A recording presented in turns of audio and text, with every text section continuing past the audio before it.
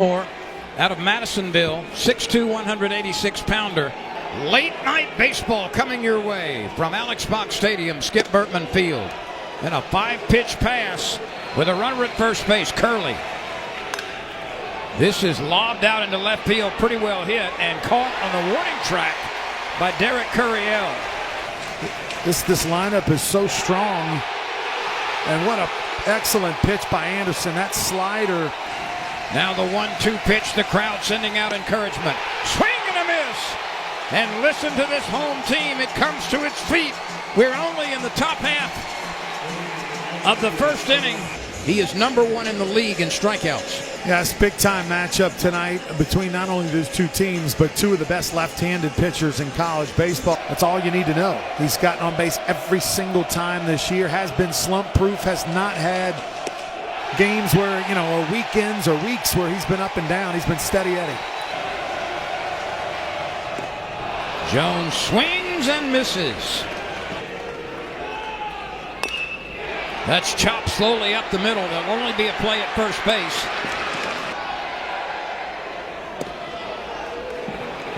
Fry is called out on a pitch that burned the inside edge. Swing and a miss. Anderson got that pitch in on the hands. A liner to right, and that's down in front of Brown. Liam Doyle's not shabby either. He's only got 17 walks all season. There's a liner to right, and that's down in front of Brown again, who was certainly not playing deep, but that one was just uncatchable as it sunk down. Curiel at the top of the lineup for Tennessee. And that is a very rare 4-pitch walk.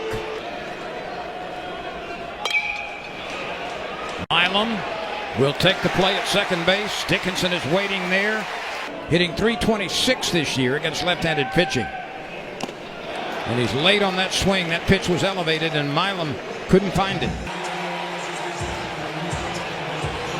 And it is bang bang. Now the call is out. And on the first look at the replay on the throw from the shortstop Antigua. And apparently they have waved off the challenge. Hernandez smacks it to center field. Inslee is back, drifting back near the warning track. He makes the play. His dad, Chris, played college baseball for Smoke Laval, who's the former LSU assistant coach and head coach. Played for him at UL Monroe. Fisher waves at a pitch that was beyond the end of his bat. Anderson might throw a little harder. Right. I mean, obviously early on in Glavin's career, he threw a little bit harder, but Jones moves to his left and foul ground. He's got it, a 1-2-3 inning.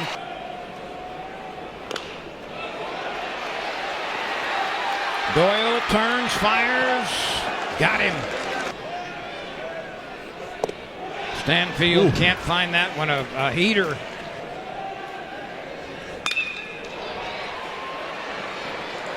The play is made at second base. It's another 1-2-3 inning. This year, they're averaging 2.37 home runs per game and are on a higher pace than they were.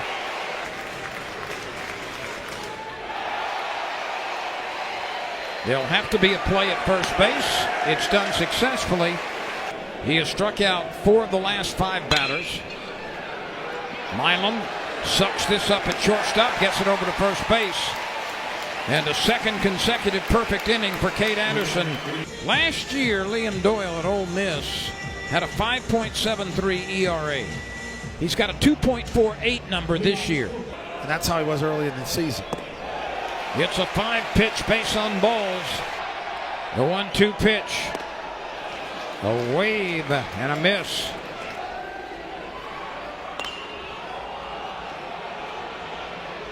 The third baseman is calling for it. Now he gives way to the shortstop, who loses his footing but still makes the catch on his backside. The 2-2 pitch. Steer right 3. Curiel drifts toward the infield and waits for it to come down, and it's in his glove. Slider down low at the knees, perfect location. 6 strikeouts now for Doyle. The 2-2 pitch. Hit to the opposite side. That one through on the left side. And Keelan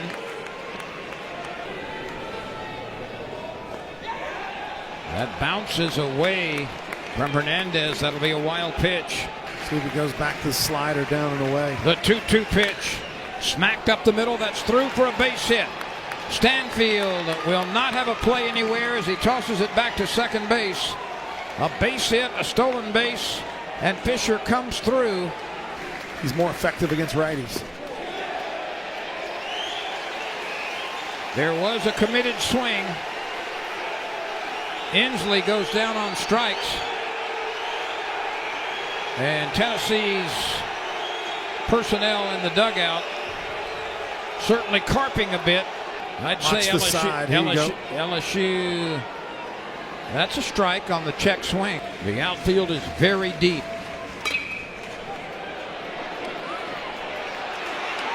How about that? That's a weird double play. The first time. 5-3. Jones gets something he likes and drops it into center field for a 2-out base hit. It's the first safety of the game for LSU. He's running. The pitch is high and away and no throw. We told you about it early in the ball game. That's a little new wrinkle. A new wrinkle, but because he just kind of forgot where he was. Here's the 2-2 pitch. Blasted to center field. Inslee is back. He appears to have room, and he makes the catch where the grass meets the dirt. The second largest paid attendance in the history of LSU baseball purchased tickets tonight, 12,919. Now, they weren't all here, of course, at the start of the game after a 3-hour and 20-minute rain and lightning delay, but that many tickets were purchased for this game. Anderson, strikeout number 10. St. Paul High School in Covington, which is right across from New Orleans.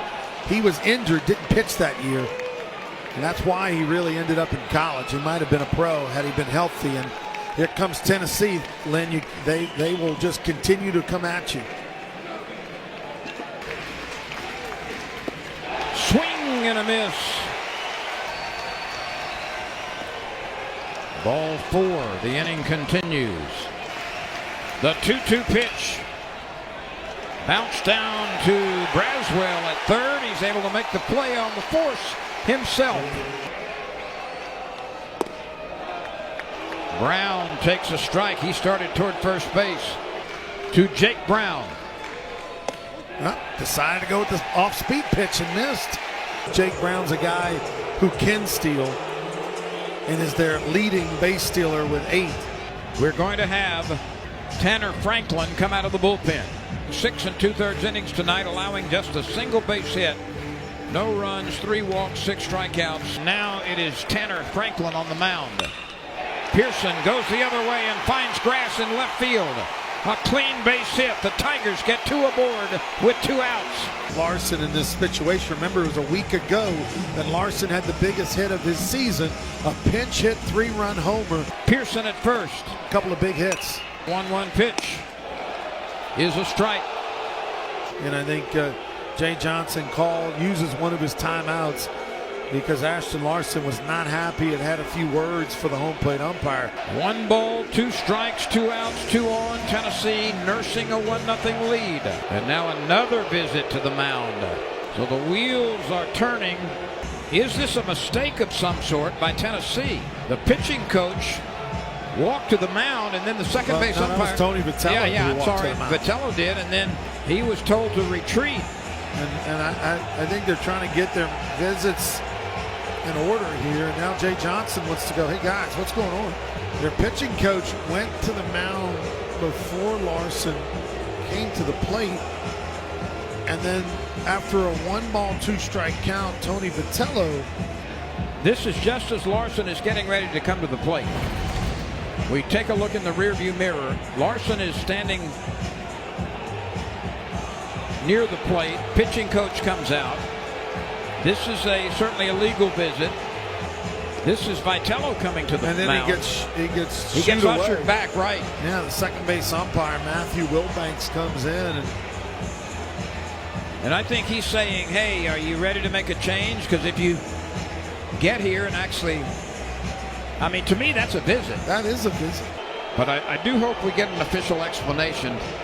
I'm surmising the umpires are in communication with the review team in the Birmingham office of the SEC. I mean, that's it. They're not going to explain to anybody what's going on. That's terrible.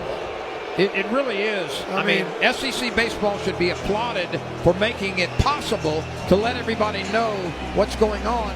But the refusal to do so here just causes more confusion and really frustrates the fans. I mean, it's almost like the umpire protected Tony Vitello. Like, hey, don't come to the mound.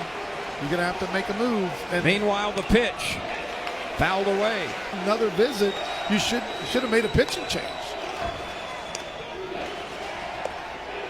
The 2-2 pitch. 2 aboard, 2 out. Popped up, left side. Bargo, the left fielder, is there. He spears it. Fisher lobs this one into the right field corner. That's down for a base hit. He may try for 2. He is. Here's the throw. Safe, apparently. Gets it to Milam. It's close play at the plate and no safe signal. Just some sort of time thing. Coming out of the bullpen will take over for Cade Anderson, and here's the ovation you predicted.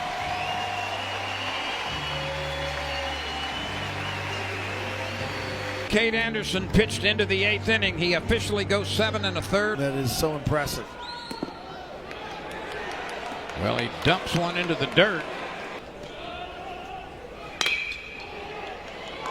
This is chopped just beyond the reach of Dickinson. Not a hard hit ball, but it was well placed. And Tennessee has doubled its lead. Thinking along with you there, Lynn. There's a lob that hits the back of the dirt on the left side. There's the changeup again. This ball is going to find grass. The 1-2 pitch. A cold third strike.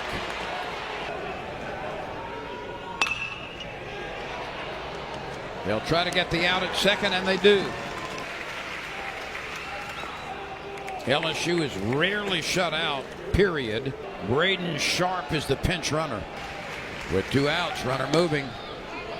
And the throw is very high. It sails into center field. The 2-2 pitch.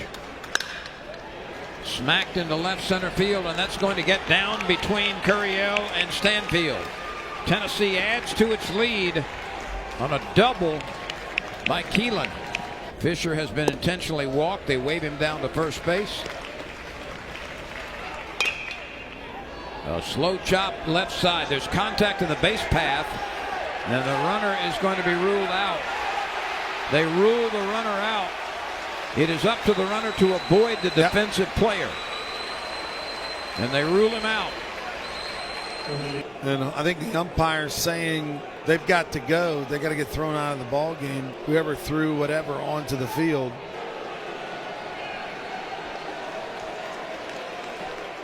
That is the student section, right? Right. Or the remnants of it.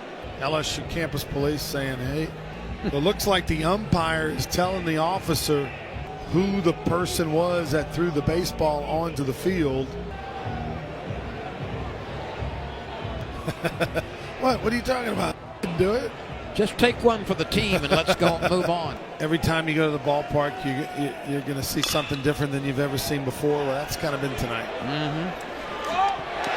It's a high throw, and Fry is safe at first base. Well, that was wicked. That's the first out. This ball bounces off the chest of the third baseman. Boy, Dean Curley having an inning you want to forget. The pitch. The bases are loaded. Dalton Beck at the plate with only 6 at-bats this year. Beck rips one into center field. One LSU Tiger scores. A second LSU Tiger coming to the plate. We've got a one-run game. Beck with a base hit to center. A big moment for that youngster. How about that? Can Stanfield be a hero? He pops this one up. Shallow left field. Left fielder calling the shortstop off. Curriel. 2 outs. Come back. Curriel smashes it under the glove of the first baseman. Here come the Tigers. Curriel bangs it home to right field. Runners at first and third. Tie ball game. At 1:15 in the morning on Saturday, Curriel extends this game. And these crazy LSU fans are hopping and jumping and screaming and stomping. Derek Curriel, who does not show a lot of emotion, has been as fired up over at first base as he should be. This is a pretty good breaking ball. Outer third, but it leaks back over the middle, and Curriel drives it to right field. Reeves scores easily. If you stayed with us here on the SEC ESPN network, thank you for doing so. Now it's up to Jared Jones, one of the better veteran hitters. And still to tie it. Runner from first will take. Here we go. The 1-2. Smash deep to center field. Way, way, way back. Pucker up. Pucker up. Kiss that baby goodbye over the center field wall. A monumental return to victory for LSU as Jared Jones smashes his 14th home run of the year. And this place is going nuts. LSU wins it with a 6-run comeback in the ninth. Lynn, you and I have seen a lot of baseball over the years here at LSU. Nothing surprises me. This shocks me here tonight. Tennessee was completely dominant. LSU in the bottom of the ninth never gave up. Got some opportunity by a couple of volunteer mistakes, a walk, and Beck, Curriel, and now Jones, one of the longest home runs we've ever seen, to dead center over the batter's eye, way into the night, sends this crowd into a frenzy, and I am shocked with what we just witnessed.